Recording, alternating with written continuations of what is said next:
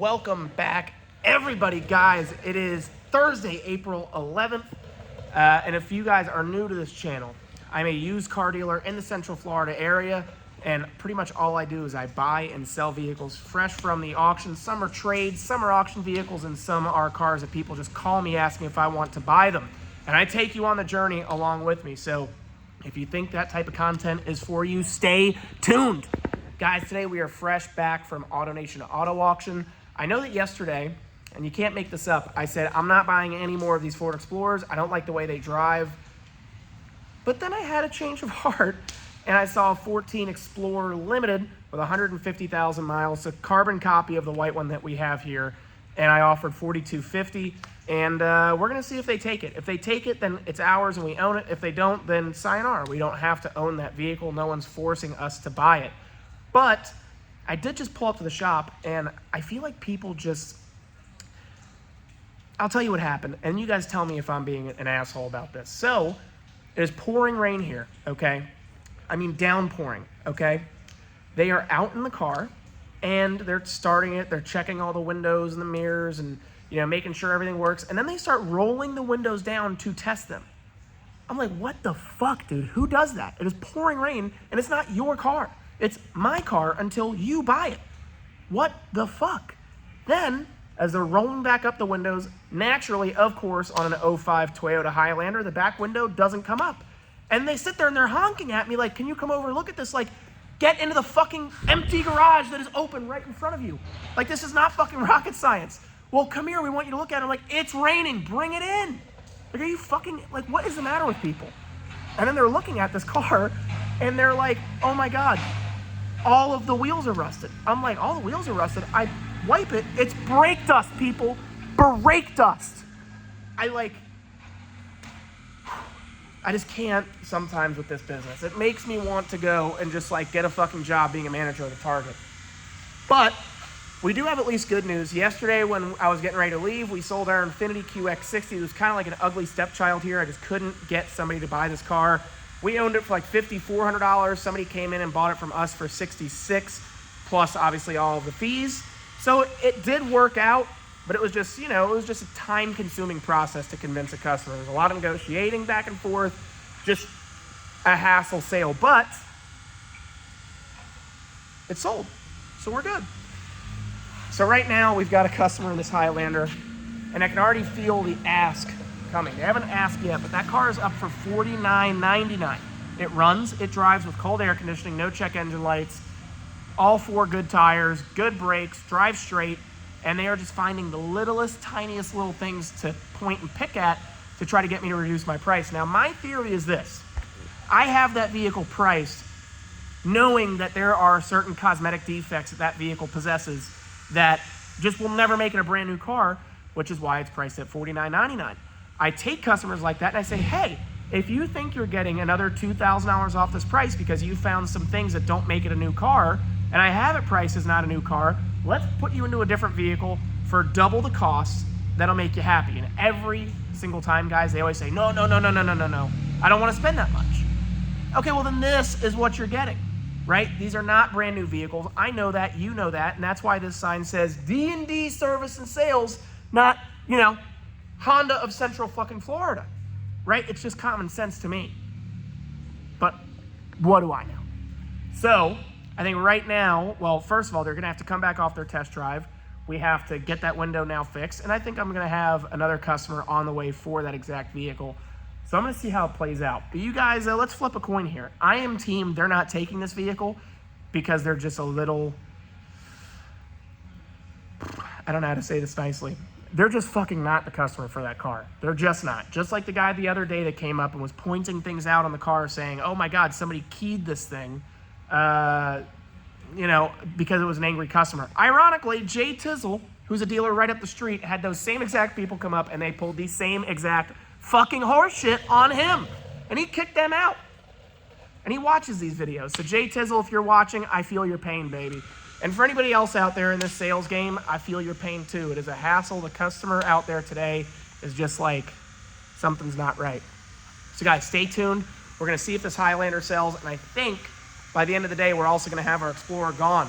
So let's see what happens, guys. And if at the end of this video I'm counting cash, it's a good day. And if I'm not, I'm just gonna live with it. So stay tuned. We have a lot of good content coming your way. So we had to jump real quick into the car to go run to O'Reilly's in Daytona Beach, because see, this is why I don't like buying and selling cheap used cars, right? Because they are nothing but fucking problems and headaches nonstop, and it never ends. Whereas when I sell something like this 2017 Kia, yeah, it might need some regulator, window regulators, maybe an oil change, but that's kind of it. They don't really have like keep happening type problems. It's like this Highlander is an 05, 140,000 miles. It's a one owner. I mean, the car is what it's supposed to be.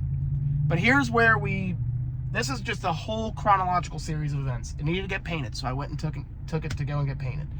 Well, then it needed a CV axle. Okay, do the CV axle. Well, then it needed an O2 sensor. Okay, so do the O2 sensor. Then, oh, nope, doesn't end there. Now it needs an oil change. Okay, it's it's piddly stuff, but needs an oil change.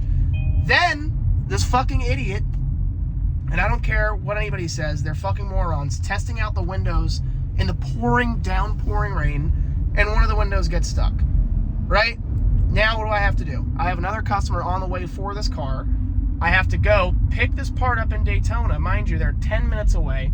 So they're going to be sitting there watching us put this car back together like we're a bunch of idiots. And that's what I feel like. You know, like if a customer shows up and a car isn't road ready, like you can't just get in it and go, and they have to watch me fix something, it makes me feel like a moron. Whereas, when I sell stuff like this, I never have those issues.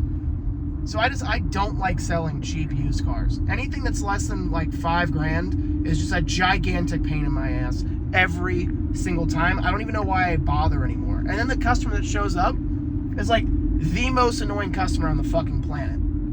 Because they come up, and this is just my own theory, and I could be wrong, and you guys tell me what you think, but the customer that shows up for let's say a $9,000 car. Okay, you know what, matter of fact, let's use a perfect example of yesterday. Yesterday, a gentleman shows up to look at my Infiniti QX60. It is posted for $7,500. In his mind, and this is exactly what he told me, he goes, well, $7,500, so like we're $8,000 out the door. That's a cheap used car. And if they break it, I really wouldn't feel all that bad if something happened to it. They bang it in a parking lot, whatever. Right? And my theory is that because he's saying that that's a cheap car, that's not the $8,000 that this guy has to his name, right? He's spending the money on a, quote, cheap used car to get his kids around town. No problem. Car need a little bit of work. He's not going to be upset. I sell a $4,000 car. I would say more often than not, it is for a customer that's buying that vehicle, it is all the money they have to their name, and when something breaks, it is a catastrophic event. I mean, they'll call me names, they'll curse at me, they'll call me the worst person on the planet, all because their $4,000 fucking car broke, and now I should be on the hook to fix it. I just don't like it. Now, I don't know what you guys think at home, but the customer really is part of the reason why I don't like to service that market anymore.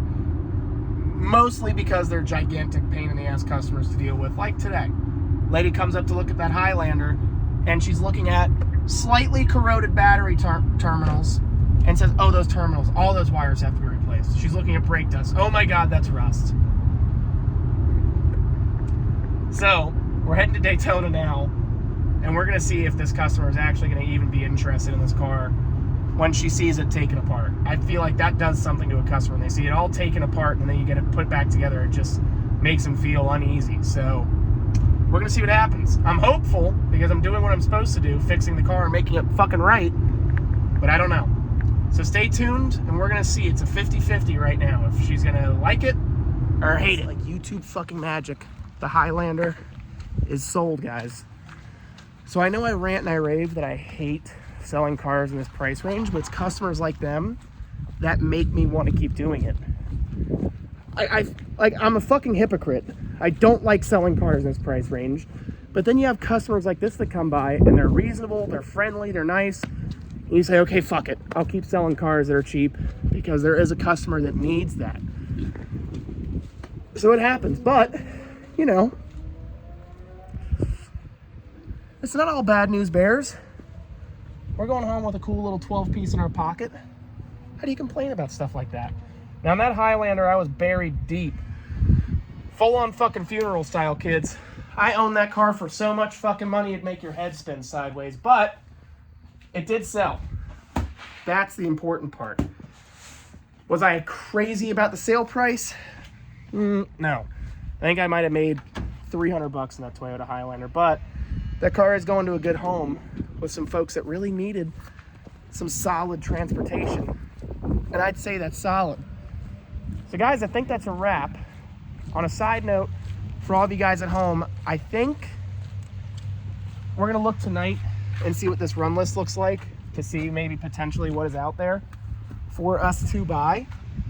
But I'm really teetering towards either another Mercedes ML, because I really like that vehicle, a Ford Focus ST, a Jeep Grand Cherokee with some nice trim. I'm open, but I also want to stay in the wheelhouse. You know, stuff like this. Stuff like this sells. Ford Edges, they sell. Grand Cherokees sell. So with that in mind, we got to think about what we could potentially drive. Guys, I have to go home. Poor Cleo has been in her cage for like 5 hours, and I feel like a complete scumbag piece of shit for leaving this poor puppy in there. So we're signing off. But to recap, the Highlander that we had some asshole customers looking at sold. Assholes did not buy it. Friendly people bought it. And we have to go and restock because I am completely fresh out of cars. So guys, I really appreciate you watching. Thank you so much for all the support. We're at 712 subscribers right now. So thank you. If you like this content, hit the like button, hit the subscribe button, and ring the notification bell because we post daily. Every day that I work, you guys get to watch. I love you all. I'll talk to you soon. Ciao!